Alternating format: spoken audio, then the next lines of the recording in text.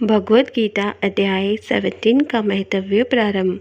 श्री भगवान बोले, मंडलिक नामक देश में दुशासन नाम का राजा था। एक राजा किसी दूसरे देश का था, जिन्होंने आपस में शर्त बांधी, हाथी लड़ाए और कहा, जिसका हाथी जीते सो ये अमुक दल लेवे।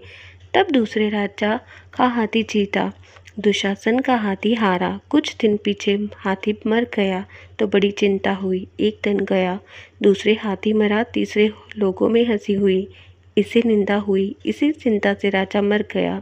जमदूत पकड़कर धर्मराज के पास ले गए। धर्मराज ने हुक्म दिया, ये हाथी के मुंह से मरा है, इसको हाथी की जोनी दो। हे लक्ष्मी, राजा दुशासन संगल द्वीप में जाकर हाथी हुआ और वहां उस राजा के बहुत से हाथी थे। दिन में राजा आया, उसे पिछले जन्म की खबर थी। मन में बारंबार वर पूछता कि मैं पिछले जन्म में राजा था, अब हाथी हुआ हूँ। बहुत रुदन करे, खावे पीवे कुछ नहीं। इतने में एक साधु आया, जिसने राजा को ये श्लोक सुनाया।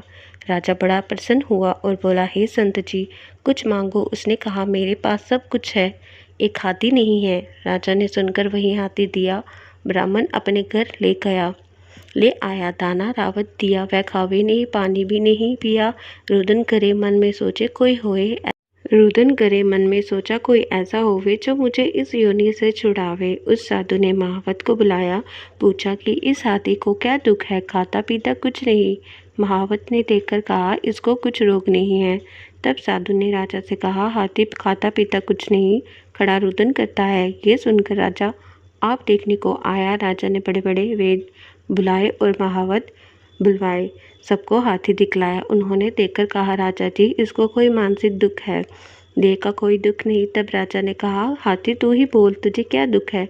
परमेश्वर की शांति से मनुष्यों की भाषा में हाथी ने कहा, राजा तू बड़ा धर्मज्ञ है, ये ब्राह्मण भी बड़ा बुद्धिमान है। इसके घर का अन्न जो खावे बड़ा धर्मज्ञ हो जाता है, वह अन्न मुझको कैसे मिले।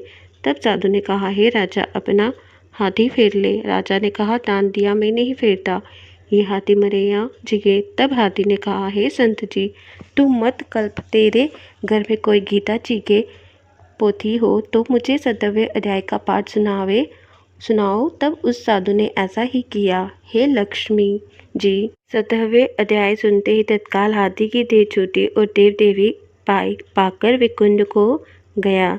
हरे कृष्णा।